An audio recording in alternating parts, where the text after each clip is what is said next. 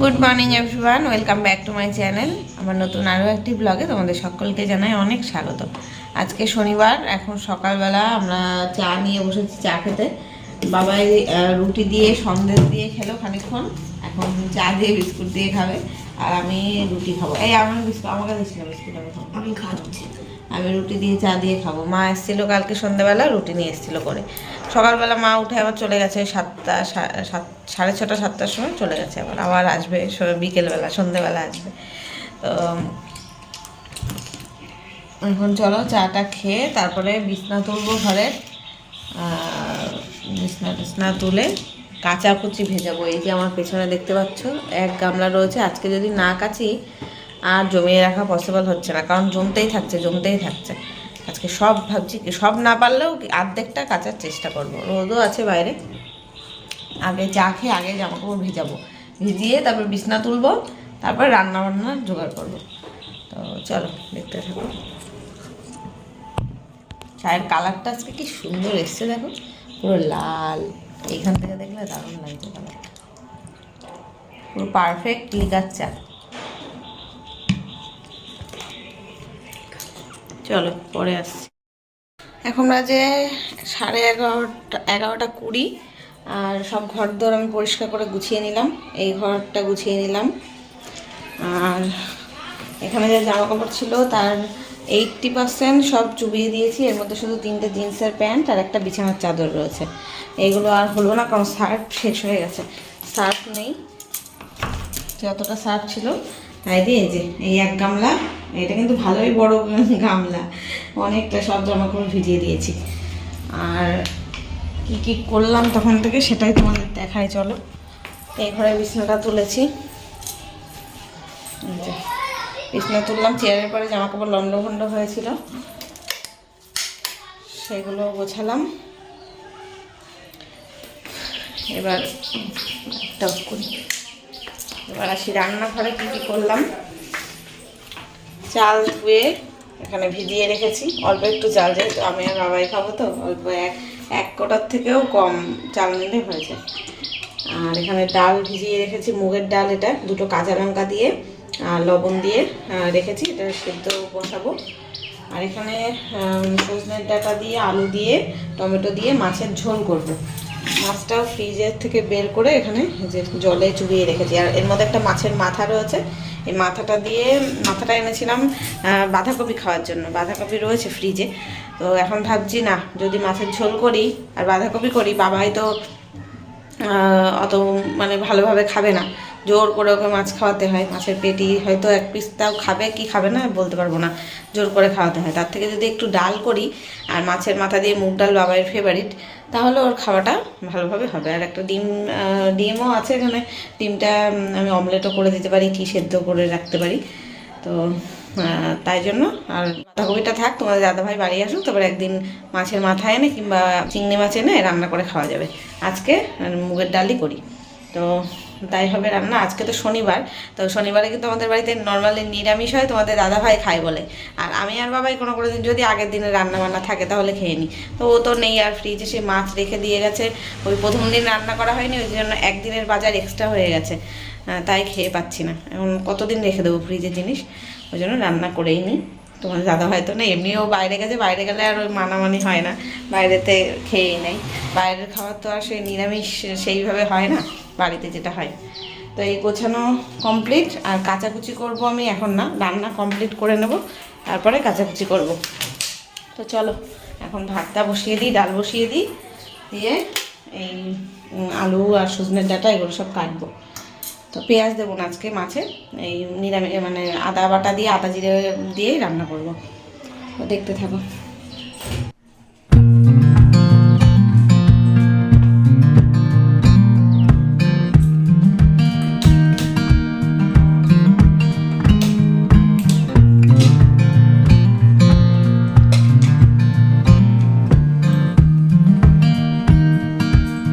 ভাত আর ডালটা বসিয়ে দিলাম। আর আজকে না ডালটা ভাজতে ভুলে গেছি, মুগের ডাল যে ভেজে বসালে বেশি টেস্ট হয়, তবে ভাজলে আবার গ্যাসও হয় জানো তো। যাই হোক ভুলে গেছি। তা সেদ্ধ বসিয়ে দিলাম, ধুয়ে নিয়েছিলাম আগে, তারপরে ধোয়ার পরে মনে পড়েছে যে যা ডাল তো ভাজা হলো না, তো থাক আর কী করবো, ভাজা হয়নি। আর লবণের কোটোয় লবণ ছিল না, আমি এই ছোটো এই কোটোটার মধ্যে করে টেবিলের পরে লবণ রাখি। আমাদের আবার কাঁচা লবণ খাওয়া অভ্যাস আছে, তরকারিতে যতই লবণ হোক একটু লবণ না নিলে মানে মনে হয় কি যেন স্বাদ হয়নি। আসলে শুকনো শুকনো করে খাই তো, আমরা কেউই টেলে ঝোল খাই না অতটা, মানে শুকনো করে ঝোল থাকলেও শুকনো করে ভাত মাখি আমি, বাবাও তাই, তোমাদের দাদাভাইও তাই, অত ঝোলটা কেউই খায় না, ওই জন্য লবণটা লাগে।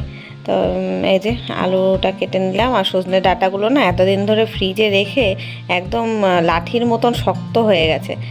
দুটোই এনেছিল, অনেক দিন আগে এনেছে ডাঁটাগুলো, ভেবেছিলাম যে আলু দিয়ে ডাঁটা দিয়ে বড়ি দিয়ে তরকারি হয় না নিরামিষ করে, সেরকমই, কিন্তু এই সপ্তাহে তো আর নিরামিষ খাওয়া হলো না, তাই ভাবলাম মাছের ঝোলের মধ্যেই দিয়ে দিই, মাছগুলো রয়েছে ফ্রিজে নষ্ট হবে তো ওই জন্যই রান্না করে ফেলা। আর এই ফ্রিজের থেকে এত শক্ত হয়ে গেছে, নখ দিয়ে রাস ছাড়াতে গিয়ে আমার একদম নখ ব্যথা হয়ে গেছে, আজকে বটি দিয়ে সবজিগুলো কাটলে ভালো হতো। যে এখন সব গোছগাছ করা কমপ্লিট, এখানে আলু আর সজনের ডাঁটা কেটে রেখেছি মাছের ঝোলের জন্য, পেঁয়াজ টমেটো এটা ডালে দেবো, মাছগুলো ধুয়ে বেছে লবণ হলুদ মাখিয়ে রেখেছি, এদিকে ডাল সেদ্ধ হয়ে গেছে, কাটা দিয়ে নিয়েছি, ভাত ওদিকে হয়ে গেছে। তো এখন ডালটা বসাবো, কড়াইতে তেল গরম করে নিয়েছি, মাছের মাথাটা একটা ছোটো সাইজেরই মাথা রয়েছে, এটা ভেজে নিই, আগে ডালটা করে নিই তারপর মাছের ঝোলটা করবো।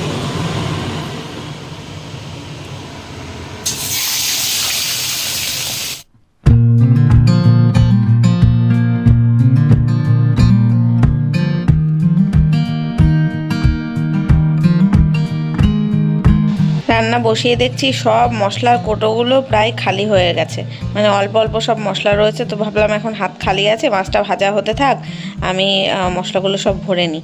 এখনও মাসকাবারি মাল এখনও আনা হয়নি এ মাসে, সব এক্সট্রা জিনিস ছিল যেগুলো এক্সট্রা করে তো কিছুটা রেখে দিই, যেগুলো আনা হয় সব তো ধরো 2 প্যাকেট 3 প্যাকেট করে মশলা আনা হয়, 1 প্যাকেট কি 2 প্যাকেট ভরা হয়, আরও থেকে যায়, তো সেইগুলোই এখন ফুরিয়ে গেছে। এই ছোট ছোট কোটোতে বেশি তো মশলা ধরে না, তো সেগুলো জিরের গুঁড়ো, লঙ্কার গুঁড়ো, হলুদ সবই ফুরিয়ে গেছিলো কোটোর মধ্যে, সেগুলো ঢেলে নিলাম। লবণটাও ঢাললে ভালো হতো, অল্প রয়েছে তো ঢালা হয়নি, দেখি কালকে বের করে এগুলো ঢেলে নেবো। এখন যেগুলো আমার লাগবে, এই মশলাগুলো এক্ষুনি লাগবে মাছের ঝোল রান্না করতে, ওই জন্য এগুলো নিয়ে নিলাম। তারপরে চা চিনিও তাই, চা চিনি সকালবেলা চা খাওয়ার সময় দেখলাম যে চা অল্প একটু রয়েছে, তো এই হাতে হাতে এইগুলো বের করলাম দেখে ওই চা চিনিটাও বের করে নিলাম, একেবারে ঢেলে নেব।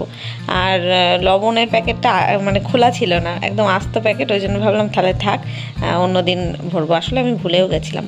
আর বাবাই দেখো এতক্ষণ সকাল থেকে বাইরে খেলছিল, আর এখন বন্ধুরা বাড়ি চলে গেছে, এখন ঘরের মধ্যে এনে মানে ওর খেলার থেকে মানে মন সরেই না, সারাদিন ওর খেললেই ভালো হয়, এখন ঘরের মধ্যে বসে খেলছে। আর আমি ওকে বলছি যে বাবা বলটা এরম ছুড়িস না, বলের মধ্যে ধুলো নোংরা থাকে না, এবার দেয়ালে গিয়ে লাগলে না দেয়ালে দাগ হয়ে যায়, যদিও একটু জল ন্যাকড়া দিয়ে ভেজা ন্যাকড়া দিয়ে মুছলে দাগগুলো উঠে যায়, কিন্তু সেই মুছতে তো হবে আমার, না সময় করে পরিষ্কার করতে হয়, আমারই মানে খাটনি হয়, ওই জন্য ওকে বারণ করি যে ঘরে খেলিস না।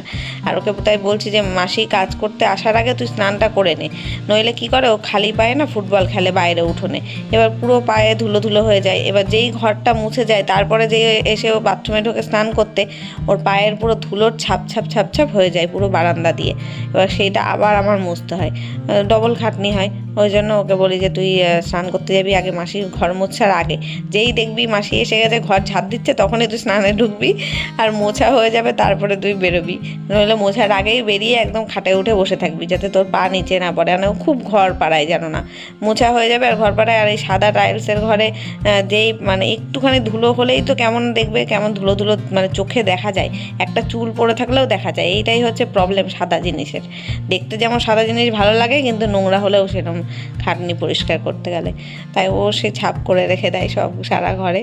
আসলে বাচ্চারা তো এরমই করেই, তবু আমি বলি ওকে যে স্নান করতে ঢোক, কিন্তু ওর যতক্ষণ না পর্যন্ত 1টা 1:30 2টো বাজবে ও স্নানে যেতে ইচ্ছা করে না, তো যাই হোক, এইদিকে মাছের মাথাটা ভাজা হয়ে গেল। এবার ডালটাকে ফোড়ন দিয়ে বসিয়ে দিই। আর ওদিকে সব গোছানোই আছে। চাইলে আমি দুটো কড়াই দুদিকে বসিয়ে রান্না করে নিতে পারি, কিন্তু আর এঠো করলাম না। অত তাড়া নেই, তাড়াহুড়ো নেই। তোমাদের দাদাভাইও যে খেতে আসবে দুপুরে সেটাও না, আমি আর বাবাই খাবো দুপুরবেলা। আর মা তো আসবে সেই সন্ধেবেলা, রাত্রেটা থেকে আবার সকালবেলা চলে যায়। ওই জন্য অত তাড়াহুড়ো কিছুই নেই, ধীরে সুস্থে করি। চলো তোমরাও দেখতে থাকো। এই যে মাছ ভাজা করে নিয়ে ওই মাছ ভাজার তেলের মধ্যে ফোড়নে দিলাম তেজপাতা, শুকনো লঙ্কা, গোটা জিরে আর একটু পেঁয়াজ কুচি, টমেটো কুচি। পেঁয়াজটা একটু নরম হয়ে গেলে তারপরে যেই গুঁড়ো মশলাগুলো, জিরের গুঁড়ো, লঙ্কার গুঁড়ো, লবণ, হলুদ আর একটুখানি আদা রসুনের পেস্ট দিয়ে ভালো করে কষিয়ে নিয়েছি। এবার ডালটাকে দিয়ে দিলাম। ডালের মধ্যে আজকে আর হলুদ টলুদ কিছুই দিইনি, মশলার মধ্যে তো দিয়েছি সবই, নুন হলুদ এর সাথে মিশিয়ে ফুটিয়ে নেবো। আর নামানোর আগে একটু ঘি আর গরম মশলা দিয়ে দেবো, ব্যাস কমপ্লিট হয়ে যাবে মুড়িঘণ্ট ডাল। আর হ্যাঁ, আর একটু চিনি দেবো, একটু ফুটে নিক তারপরে চিনিও দেবো। একটু মিষ্টি মিষ্টি হলে মাছের মাথা দিয়ে যে ডালটা ভালো লাগে। আর আমরা মুড়িঘণ্ট ডাল বলি, আসলে এটাকে মুড়িঘণ্ট ডাল বলা হয় না, কিন্তু মুখ দিয়ে বেরিয়ে যায়। ছোটোবেলার থেকে এটাই শিখেছি তো, এটাকে মুড়িঘণ্ট ডাল বলে। আসলে মুড়িঘণ্ট ডাল তো আবার আলাদা, এখন আমি জেনেছি ইউটিউবে আসার পরে, কিন্তু আগে জানতাম এটাকেই মুড়িঘণ্ট ডাল বলে। তো এই দেখো মাছের ঝোলটাও আমার হয়ে গেল কিন্তু। ব্যাস এখন আমার রান্নাবান্না সব কমপ্লিট। এই হচ্ছে মাছের ঝোল, ঝোলটা একটু পাতলাই হয়েছে। আর এই হচ্ছে মাছের মাথা দিয়ে ডাল। বাটিতে তুলে রাখলাম, ওই দিদিভাইদের দেবো। আর একটা বাটিতে এখন মাছের ঝোলটা তুলবো, তুলে গ্যাসটা মুছে পরিষ্কার করব। এখন এই যে রান্নাঘর পুরো একদম মেজে কুষে চাকাচাক করলাম। আজকে ওভেনটাকে একদম স্কচ ব্রাইট দিয়ে ভালো করে মাজলাম, একদম চকচক করছে। দেখো স্ট্যান্ডগুলো ওখানে রয়েছে, ওটার মাঝে নিয়ে আমি এইগুলো সব স্কচ ব্রাইট দিয়ে করলাম, পরিষ্কার করলাম। এখানে কিছু জিনিস আছে যেগুলো ডাস্টবিনে ফেলতে হবে, মাসি এসে ফেলে দেবে।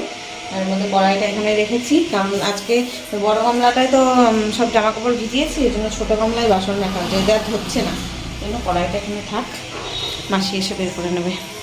এখন আমি কাচবো, কেচে কুচে নিই। 1টা বেজে গেল, রোদে আর শুকোবে না। বাইরে যতক্ষণ আর 1 ঘন্টা রোদ থাকবে, বাইরে 2টো পর্যন্ত রোদ থাকবে, তারপরে আর রোদ থাকবে না। ওই যেটুকুনি জল ঝরে তুলে রেখে দেবো, আবার কালকে রোদে দেবো। তো চলো দেখতে থাকো। তো গাইজ এখন আমার স্নান হয়ে গেছে, খাওয়া দাওয়া হয়ে গেছে আমাদের, আমার আর বাবাই যে শুয়ে শুয়ে টিভি দেখছে। ওর পড়াতে আসবে একটু পরে, 3:30টায় আসার কথা। 3:30টায় হয়তো আসবে না, এত দুপুরে 4টেই হয়তো আসবে। আর বাইরে যত জামা কাপড় ছিল শুকনোগুলো তুলে আনলাম এখানে, এগুলো সব কালকের ধোয়া কাচাগুলো সব শুকিয়ে গেছে, তুললাম। আর অনেক জামা কাপড় খেয়েছে, এই যে মেলে দিয়েছি। বাবা সব লুকিয়ে গেছে তো হাওয়ায় উড়ে উড়ে পড়ে যাচ্ছে ওই পাশে। এই দেখো অবস্থা, তুলতে হবে, উল্টে পাল্টে দিতে হবে। এত হাওয়া দিচ্ছে না মাঝে মাঝে, মানে সব হাওয়ায় উল্টে ও পাশে চলে যাচ্ছে। ক্লিপ দিয়ে যতগুলো ক্লিপ ছিল সব লাগিয়েছি, আর বাদ বাকিগুলো চলে যাচ্ছে ওই পাশে। ওইগুলো মনে হয় ও পাশে একবার ওই মোজা চলে গেছিলো, বাবাইকে দিয়ে তোলালাম স্নানের আগে। এই দেখো আবার হাওয়া হাওয়া হচ্ছে। সূর্যের কি তাপ আজকে! 3টে বাজে, না বাজেনি এখন, 2:30 বাজে। তাও অবশ্যই এই টাইমে সূর্যের তাপ থাকে একটু, হাওয়াও আছে। যেমন রোদ তেমন হাওয়া আজকে। কিন্তু গরমকালে এই ঘরে বসে থাকা বিশাল কষ্টকর হবে বাবাই, জানিস।